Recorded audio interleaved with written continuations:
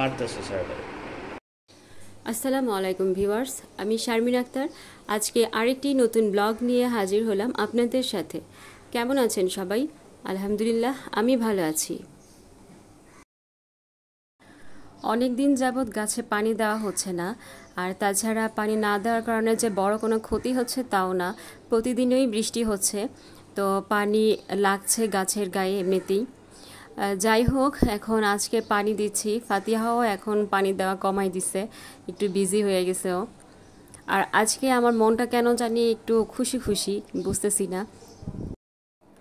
মাঝে মাঝে এরকম হয়, দেখা গেল যে ঘুম থেকে উঠলে অনেক সময় মন খারাপ থাকে, আবার অনেক সময় মন ফুরফুরা থাকে।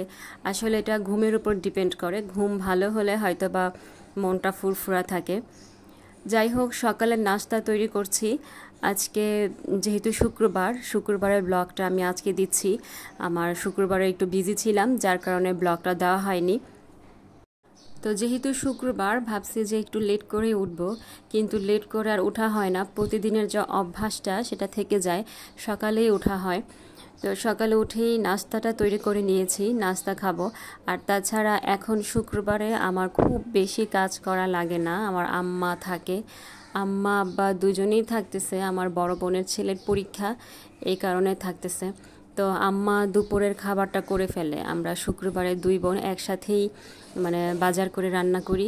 তো আম্মাই বেশিরভাগ শুক্রবারে রান্না করে ফেলে।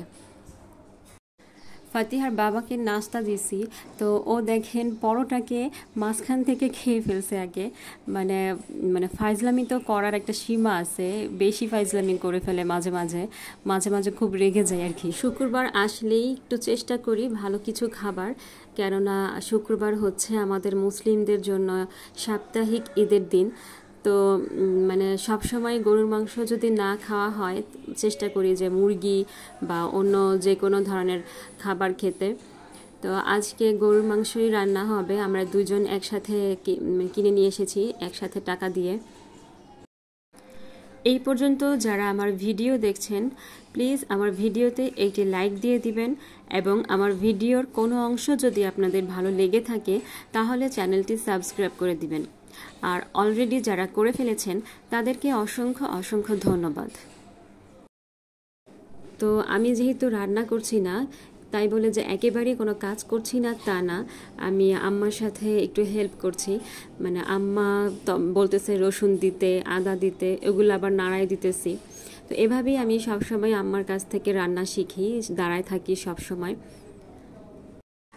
তো আমি আম্মাকে বলছিলাম যে আম্মা, ভিডিও করব, একটু সুন্দর করে চুলাটা এই পাশে বসাই, ফুল টুল দিই।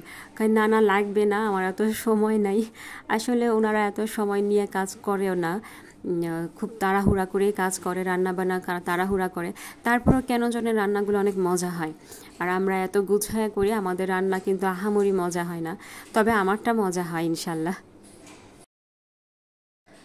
আজকে বলছিলাম না যে আমার মনটা আজকে ফুরফুরা।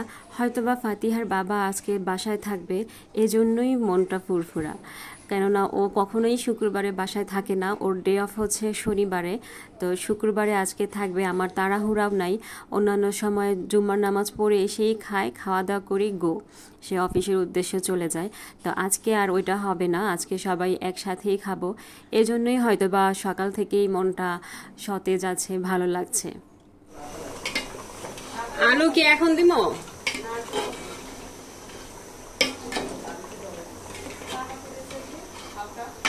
কি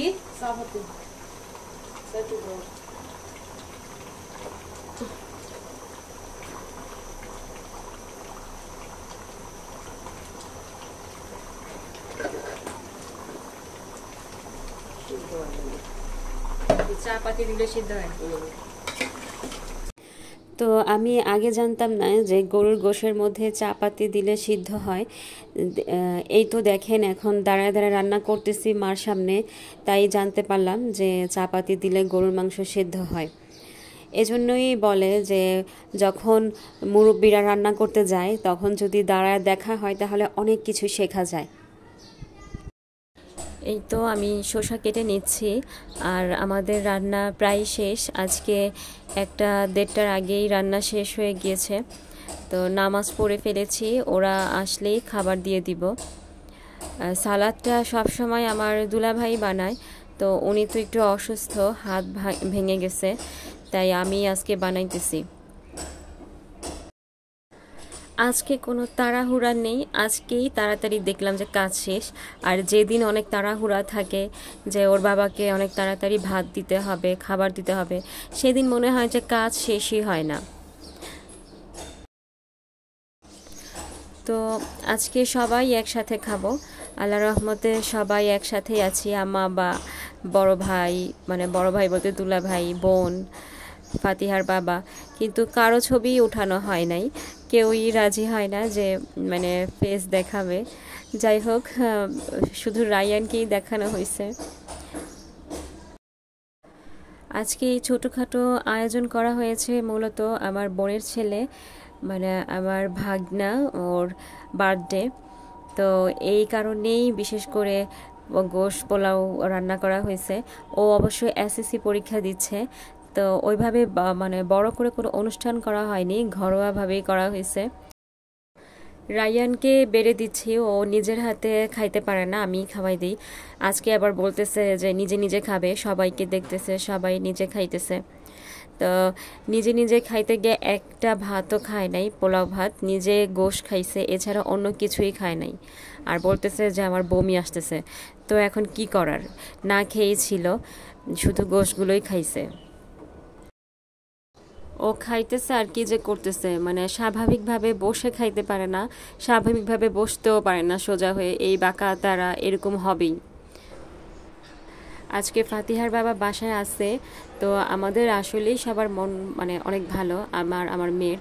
ও বলছিল যে বিকেলবেলা একটু ঘুরতে নিয়ে যাবে। তো খাওয়ার পরে যে শুইছে, শোয়ার পরে সে নাক ডেকে ঘুম দিছে, আর কোনো খবর নাই। আমিও আর কিছু বলি নাই, বেচারা অনেক দিন হয়েছে দুপুরে ঘুমায় না, আজকে ঘুমাইতেছে, তো আর ডাকি নাই। এখানে রায়ান বিকেলবেলা খেলতেছিল, তো রায়ানকেও বলছি খেলো, বাবাকে ডিস্টার্ব করো না।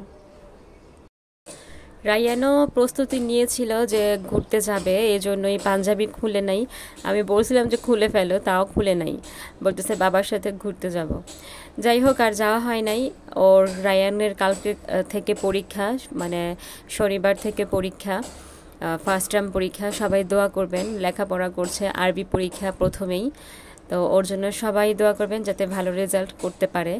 আর আজকে রাত 12টায় আমরা কেক কাটবো। রায়ান ঘুমাই গেছে, ও জানতো না যে আজকে ওর ভাইয়ের বার্থডে।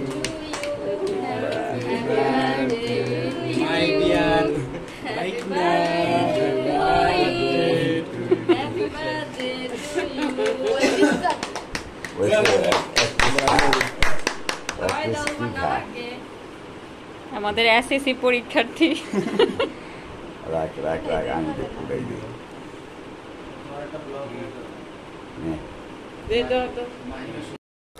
ঠিক রাত 12টা বাজে, আমরা ওকে উইশ করছি, আর ও সবাইকে এখন কেক খাওয়াই দিতেছে লেখাপড়া বাদ দিয়ে। যাই হোক, একটু লেখাপড়া বাদ গেলে সমস্যা হয় না, আমরা কেক খেতে থাকি। আজকে এই পর্যন্তই, আল্লাহ হাফেজ, আসসালামু আলাইকুম।